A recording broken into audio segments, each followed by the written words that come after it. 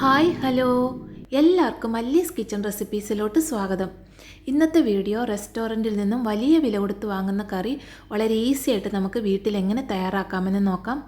വീട്ടിലുള്ള കുറച്ച് ചേരുവകൾ വെച്ചിട്ട് വളരെ എളുപ്പത്തിൽ നമുക്കിത് തയ്യാറാക്കിയെടുക്കാൻ പറ്റുന്നതാണ്. ഇനി ഇതെങ്ങനെയാണ് തയ്യാറാക്കുന്നതെന്ന് നോക്കാം. ഇതിനായി ഞാനിവിടെ 2 കപ്പ് പാലാണ് എടുത്തിരിക്കുന്നത്. തിളപ്പിക്കാത്ത പാലാണ് എടുത്തിരിക്കുന്നത്. 250 ml കപ്പിനാണ് 2 കപ്പ് എടുത്തിരിക്കുന്നത്. ഇനി ഈ പാല് മീഡിയം ഫ്ലെയിമിൽ വെച്ചിട്ട് നമുക്കൊന്ന് തിളപ്പിച്ചെടുക്കാം. ഇടയ്ക്കിടയ്ക്ക് ഇതുപോലൊന്ന് ഇളക്കി കൊടുക്കണം, അടിയിൽ പിടിക്കാതിരിക്കാനായിട്ട്. ഇപ്പോൾ ദാ പാല് നല്ല പോലെ ചൂടായി ഒന്ന് തിളച്ച് വന്നിട്ടുണ്ട്. ഇതുപോലെ പാല് നല്ല പോലെ ഒന്ന് ചൂടാക്കി ഒന്ന് തിളപ്പിച്ചെടുക്കണം. ഇനി ഇതിലോട്ട് ഞാൻ 2 മീഡിയം സൈസ് തക്കാളി കട്ട് ചെയ്തതാണ് ചേർത്ത് കൊടുക്കുന്നത്. അധികം പുളിയില്ലാത്തതും അധികം പഴുക്കാത്തതുമായിട്ടുള്ള തക്കാളി ആയിരിക്കും കറിക്ക് കൂടുതൽ ടേസ്റ്റ് കിട്ടുക. ഏത് ഷേപ്പിൽ വേണമെങ്കിലും തക്കാളി ഇതുപോലെ കട്ട് ചെയ്ത് ചേർക്കാവുന്നതാണ്. ഇനി ഇതിൻ്റെ ഒപ്പം തന്നെ ഞാൻ 2 മീഡിയം സൈസ് സവോള കൂടി കട്ട് ചെയ്ത് ചേർക്കുന്നുണ്ട്. സവോള ഇതുപോലെ നീളത്തിലരിഞ്ഞാണ് ചേർത്ത് കൊടുത്തിരിക്കുന്നത്. എങ്ങനെ വേണമെങ്കിലും ഇത് കട്ട് ചെയ്തെടുക്കാവുന്നതാണ്. ഇനി ഇതുപോലെ പാലിലൊന്ന് മുങ്ങിക്കിടക്കാൻ പാകത്തിനായിരിക്കണം തക്കാളിയും സവോളയും നമ്മൾ എടുക്കേണ്ടത്. ഇനി ഇതിൻ്റെ ഒപ്പം തന്നെ ഞാനൊരു 10-12 കാഷ്നട്ട് കൂടി ചേർത്ത് കൊടുക്കുന്നുണ്ട്. കാഷ്നട്ട് കൂടി ചേർത്ത് കൊടുക്കുമ്പോൾ കൂടുതൽ ടേസ്റ്റി ആയിരിക്കും കറി കിട്ടുക. കാഷ്നട്ട് ഞാൻ വെള്ളത്തിൽ കുതിർത്തൊന്നും എടുത്തിട്ടില്ല. ഇതിന് ഈ പാല് കിടന്ന് കുതിർന്ന് വെന്ത് വന്നോളും. ഇനി തീ ഒരു ലോ ടു മീഡിയം ഫ്ലെയിമിൽ വെച്ചിട്ട് നമുക്കിതൊന്ന് തിളപ്പിച്ചെടുക്കണം. പെട്ടെന്ന് തിളച്ച് കിട്ടാൻ വേണ്ടി ഞാനിതൊന്ന് അടച്ചു വെക്കുന്നുണ്ട്. അടച്ചു വെക്കുകയാണെങ്കിൽ നമ്മൾ ശ്രദ്ധിച്ചിരിക്കണം, കാരണം അത് തിളച്ച് തൂവി വെളിയിൽ പോകാനുള്ള ചാൻസ് ഉണ്ട്. ഇപ്പോൾ ഒന്ന് തിളച്ച് വന്നിട്ടുണ്ട്. ഇനി ഇത് നമുക്ക് നല്ലപോലെ ഒന്ന് ഇളക്കി മിക്സ് ചെയ്ത് കൊടുക്കണം.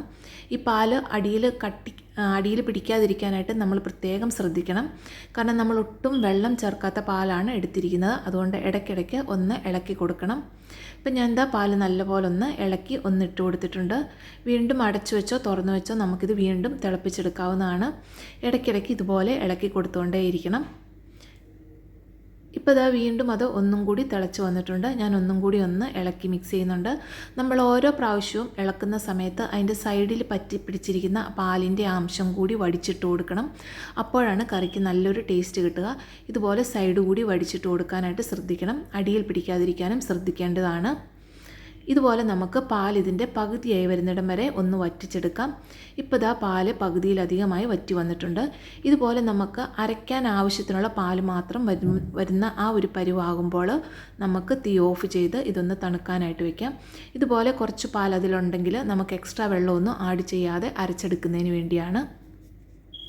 ഇപ്പം ഞാൻ അതൊന്ന് തണുക്കാനായിട്ട് മാറ്റി വെച്ചിട്ടുണ്ട്. ഇനി ഞാൻ വേറൊരു പാനിലോട്ട് 2 ടേബിൾ സ്പൂൺ ബട്ടറാണ് ഇട്ട് കൊടുത്തിരിക്കുന്നത്. ഇനി ഇതിലോട്ട് ഞാൻ ചേർത്ത് കൊടുക്കുന്നത് 400 ഗ്രാം പനീറാണ്. പനീറിൻ്റെ ക്യൂബ്സാണ് ചേർത്ത് കൊടുത്തിരിക്കുന്നത്. ഈ പനീർ ഈ ബട്ടറിലൊന്ന് ഫ്രൈ ആക്കി എടുക്കുന്നതിന് വേണ്ടിയാണ്. നിങ്ങൾക്ക് വേണമെങ്കിൽ പനീറിൽ മഞ്ഞൾപ്പൊടിയും മുളക് പൊടിയും ചേർത്ത് ഒന്ന് മാരിനേറ്റ് ചെയ്തിട്ടും ഇതുപോലെ ഫ്രൈ ആക്കി എടുക്കാവുന്നതാണ്. ഞാനിപ്പം പ്ലെയിൻ ആയിട്ടൊന്ന് ഫ്രൈ ആക്കി എടുത്തതേ ഉള്ളൂ. ഇതുപോലെ ഫ്രൈ ചെയ്യാതെയും ഉണ്ടാക്കാവുന്നതാണ്. ഇങ്ങനെ ഫ്രൈ ചെയ്യുന്ന ഇഷ്ടമില്ല എന്നുള്ളവർക്ക് പ്ലെയിനായിട്ടും ചേർത്ത് കൊടുക്കാവുന്നതാണ്. ഇപ്പം ഞാൻ പനീർ ഒന്ന് ഫ്രൈ ചെയ്തെടുത്തിട്ടുണ്ട്. ഇതുപോലെ ഒന്ന് ചെറുതായിട്ട് റോസ്റ്റാക്കി എടുത്താൽ മതിയാകും. ഇനി ഇത് നമുക്ക് ബട്ടറിൽ നിന്നും കോരി മാറ്റാം. ഇതുപോലെ ഒന്ന് റോസ്റ്റ് ചെയ്തിട്ട് ഉണ്ടാക്കുമ്പോൾ കുറച്ചും കൂടി ടേസ്റ്റി ആയിരിക്കും. അതുകൊണ്ടാണ് ഞാൻ ചെറുതായി ഒന്ന് റോസ്റ്റ് ചെയ്തെടുത്തത്. ഒത്തിരി അങ്ങ് ഹാർഡായിട്ട് റോസ്റ്റ് ചെയ്തെടുക്കേണ്ട ആവശ്യമൊന്നുമില്ല. ചെറുതായിട്ടൊന്ന് റോസ്റ്റ് ചെയ്തെടുത്താൽ മതി. ഈ സമയം കൊണ്ട് നമ്മുടെ മിക്സ് ഇവിടെ തണുത്ത് വന്നിട്ടുണ്ട്. ഇനി അതൊരു മിക്സിയുടെ ജാറിലോട്ട് ഇട്ടിട്ട് ഒന്ന് അരച്ചെടുക്കാം. ഞാനിപ്പോൾ 2 പ്രാവശ്യമായിട്ടാണ് അരച്ചെടുക്കുന്നത്. ആ പാല് കുറച്ച് പാലതിൽ ബാക്കിയുള്ളത് അതിലോട്ട് ഒഴിച്ചു കൊടുത്ത് നമുക്കൊന്ന് അരച്ചെടുക്കാം. എക്സ്ട്രാ വെള്ളമൊന്നും ആഡ് ചെയ്യേണ്ട ആവശ്യമില്ല. ഇപ്പം ഞാൻ നല്ലപോലെ അരച്ചെടുത്തിട്ടുണ്ട്. 1-2 കാഷ്നട്ട് അരയാതെ അതിൽ കിടപ്പുണ്ട്. അതുപോലെ ബാക്കിയുള്ളതും കൂടി ഒന്ന് അരച്ച് മാറ്റി വെക്കാം. ഇനി ഒരു പാനിലോട്ട് 1 ടേബിൾ സ്പൂൺ എണ്ണ ഒഴിച്ചു കൊടുത്തിട്ടുണ്ട്. അതിലോട്ട് 1 ടേബിൾ സ്പൂൺ ബട്ടർ കൂടി ഇട്ട് കൊടുത്തിട്ടുണ്ട്. അതിലോട്ട് 1 ടീസ്പൂൺ ചെറിയ ജീരകം ചേർത്ത് കൊടുത്തിട്ടുണ്ട്. ഇനി ചേർത്ത് കൊടുക്കുന്ന ഒരു ചെറിയ കഷ്ണം ഇഞ്ചിയും 2-3 വെളുത്തുള്ളി ചെറുതായിരിഞ്ഞതും 2-3 പച്ചമുളക് അരിഞ്ഞതുമാണ്. ഇതും കൂടി ചേർത്തിട്ട് നല്ലപോലെ ഒന്ന് വഴറ്റിയെടുക്കാം. നിങ്ങൾക്ക് വേണമെന്നുണ്ടെങ്കിൽ സവോളയും തക്കാളിയും ഒക്കെ ഇട്ട് കൊടുത്തിൽ ഒരു ചെറിയ കഷ്ണം ഇഞ്ചിയും 2 പച്ചമുളകും 1-2 വെളുത്തുള്ളി അല്ലിയും കൂടി ചേർത്ത് അതിലിട്ട് തന്നെ വേവിച്ച് അരച്ചെടുക്കാവുന്നതാണ്. പക്ഷേ എനിക്കിങ്ങനെ ചെയ്യുമ്പോഴാണ് കൂടുതൽ ടേസ്റ്റി ആയിട്ട് തോന്നിയത്. അതുകൊണ്ടാണ് അങ്ങനെ എടുത്തത്. ഇനി ഇതിലോട്ട് പൊടികൾ ചേർത്ത് കൊടുക്കാം. 1 ടേബിൾ സ്പൂൺ എരിവുള്ള മുളക് പൊടി, 1 ടീസ്പൂൺ മല്ലിപ്പൊടി, 1/2 ടീസ്പൂൺ മഞ്ഞൾപ്പൊടിയും 1/2 ടീസ്പൂൺ ഗരം മസാലയുമാണ് ചേർത്ത് കൊടുത്തത്. പൊടികൾ ചേർത്ത് കൊടുക്കുമ്പോൾ തീ ലോ ഫ്ലെയിമിൽ വെക്കണം. നല്ല ചൂടായ എണ്ണയിലോട്ടാണ് നമ്മൾ പൊടികൾ ചേർത്ത് കൊടുത്തിരിക്കുന്നത്. പൊടികൾ ചേർത്ത് കൊടുത്ത ഉടനെ തന്നെ നമുക്ക് അരച്ചു വെച്ചിരിക്കുന്ന അരപ്പ് കൂടി ചേർത്ത് കൊടുക്കാവുന്നതാണ്. രണ്ടും കൂടി ചേർത്ത് കൊടുത്തിട്ട് നല്ല പോലെ ഒന്ന് മിക്സാക്കി എടുക്കാം. പൊടികളുടെ പച്ചമണം മാറാൻ ഒത്തിരി സമയമൊന്നും എടുക്കത്തില്ല. നമ്മൾ വളരെ കുറച്ച് പൊടികൾ മാത്രമേ ചേർത്ത് കൊടുത്തിട്ടുള്ളൂ. അത് നല്ല ചൂടായ എണ്ണയിലോട്ട് ഇട്ട് കൊടുക്കുമ്പോൾ പെട്ടെന്ന് തന്നെ പച്ചമണം മാറി കിട്ടുന്നതാണ്. അതുകൊണ്ട് പെട്ടെന്ന് തന്നെ അരപ്പും കൂടി ചേർത്തിട്ട് ഇതുപോലെ ലോ ഫ്ലെയിമിൽ വെച്ചിട്ട് ഒന്ന് മിക്സ് ചെയ്തെടുക്കുക. ഇപ്പോൾ ഇതാ അരപ്പും കൂടി ചേർത്തിട്ട് ഞാൻ നല്ല പോലെ ഒന്ന് മിക്സാക്കി എടുത്തിട്ടുണ്ട്. ഇതുപോലെ ഒന്ന് മിക്സ് ആക്കിയതിന് ശേഷം ഇനി ഇത് അടച്ചു വെച്ചിട്ട് ഒരു 2-3 മിനിറ്റ് ഒന്ന് തിളപ്പിച്ചെടുക്കണം. ഇടയ്ക്ക് തുറന്നിട്ട് ഒന്ന് ഇളക്കി കൊടുക്കാവുന്നതാണ്. ഇതിങ്ങനെ പൊട്ടിത്തെറിച്ച് വരുന്നത് കൊണ്ടാണ് അടച്ചു വെച്ച് തന്നെ തിളപ്പിക്കണമെന്ന് പറഞ്ഞത്. ഇതുപോലെ കുറച്ചൊന്നിങ്ങനെ തെറിച്ച് പൊട്ടി വരുന്നതായിരിക്കും. ഇതുപോലെ എണ്ണയൊക്കെ ഒന്ന് തെളിഞ്ഞു വരുന്ന പരുവായി കഴിയുമ്പോൾ നമുക്ക് ഗ്രേവിക്ക് ആവശ്യത്തിനുള്ള വെള്ളം കൂടി ഇതിലോട്ട് ചേർത്ത് കൊടുക്കാം. ഞാനിപ്പോൾ പനീർ ചേർത്ത് കൊടുത്തിട്ടാണ് ആവശ്യത്തിനുള്ള വെള്ളം കൂടി ചേർത്ത് കൊടുക്കുന്നത്. നിങ്ങൾക്ക് ആദ്യമേ തന്നെ വേണമെങ്കിൽ അങ്ങനെ ചേർത്ത് കൊടുക്കാവുന്നതാണ്.